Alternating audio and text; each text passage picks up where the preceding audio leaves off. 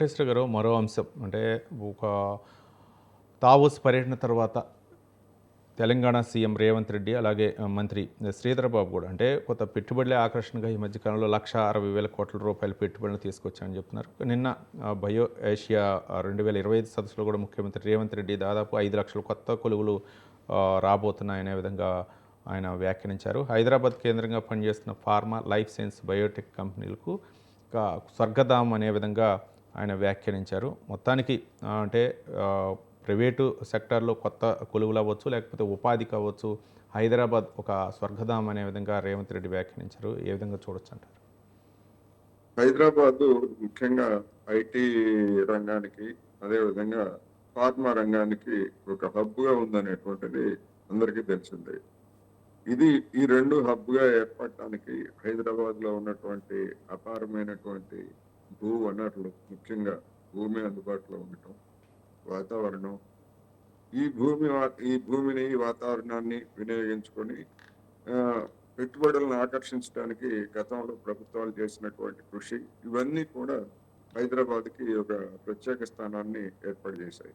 అందువలన ఆ స్థానాన్ని మరింత మెరుగుపరిచే విధంగా అధికారంలో ఎవరున్నప్పటికీ మరింతగా దాన్ని ప్రోత్సహించేట్లయితే ఆ పెట్టుబడితో వచ్చేటువంటి ఉపాధి డెఫినెట్ గా పెరుగుతుంది. అందుకు ఏ ప్రభుత్వం ఉన్నా ఏదో ఒక విధంగా కృషి చేస్తూ ఉంది. అయితే ఇటీవల కాలంలో వచ్చినటువంటి సమస్య ఏంటంటే రెండు తెలుగు రాష్ట్రాల్లో కావచ్చు, లేదా దేశవ్యాప్తంగా కూడా గుజరాత్ లో చూసాము, లేదా ఇతర అనేక రాష్ట్రాల్లో చూసాము.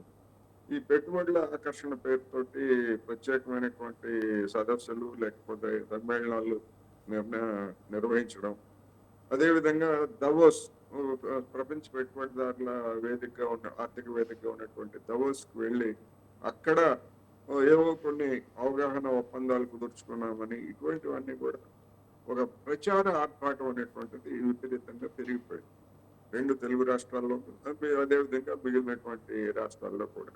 అందుకని ఈ దావోస్ పర్యటనలు కావచ్చు, లేదా ఇలాంటి సమావేశాల సందర్భంగా ఆసక్తి వ్యక్తం చేసినటువంటి పారిశ్రామిక వాణిజ్య సంస్థలు ఏ మేరకు తర్వాత పెట్టుబడులు పెట్టాయి, అవి ఏ మేరకు వాస్తవ రూపం దాల్చాయి అనేటువంటిది ఎక్కడ ప్రభుత్వాలు మనకి స్పష్టంగా చెప్పవు. అందువలన ఇలాంటి వాటి పట్ల గతంలో నిజానికి రెండు తెలుగు రాష్ట్రాల్లో లేదా దేశంలో కానీ, ముఖ్యంగా మనం తెలంగాణ గురించి మాట్లాడుకుంటున్నాం కనుక, గతంలో ఇలాంటి సదస్సుల్లో వచ్చినటువంటి ఆ ఆసక్తి ఏ మేరకు కార్యరూపం దాల్చింది, పెట్టుబడులు ఏ మేరకు వచ్చాయి అనేటువంటిది ఒక ప్రజలకి అందుబాటులో ఉండే విధంగా ఒక శ్వేతపత్రం కనుక ప్రకటించేట్లయితే ఒక అవగాహన ఏర్పాటు చేసుకుంటాం.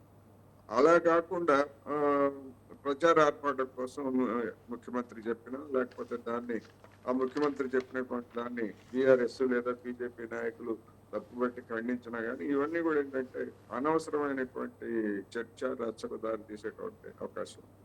కానీ ఆసక్తి వెల్లడించినటువంటి వాళ్ళందరూ కూడా పెట్టుబడులు పెట్టడం లేదు అనేటువంటిది ఒక వాస్తవం. అయితే ఎంత శాతం వచ్చింది? ఉదాహరణకి ఇప్పుడు రేవంత్ రెడ్డి గారు దవోస్ వెళ్ళి ఒప్పందం చేసుకొని వచ్చారు. ఆ ఒప్పందం చేసుకుని వచ్చిన తర్వాత మళ్ళా దవోస్ సమావేశం నాటికి అందులో ఎన్ని ఫుల్ఫిల్ అయ్యాయి అనేటువంటిది జనానికి చెప్పాలి. కానీ ఏ ముఖ్యమంత్రి ఉన్నా లేదా ఏ ప్రభుత్వం ఉన్నా కానీ గతంలో ఆ విధంగా చెప్పినటువంటి దాఖలాలు మనకి లేవు. అందువల్ల ఇది ప్రచార ఆర్భాటంగానే మిగిలిపోతా ఉంది అనేది మనం చెప్పుకోవచ్చు.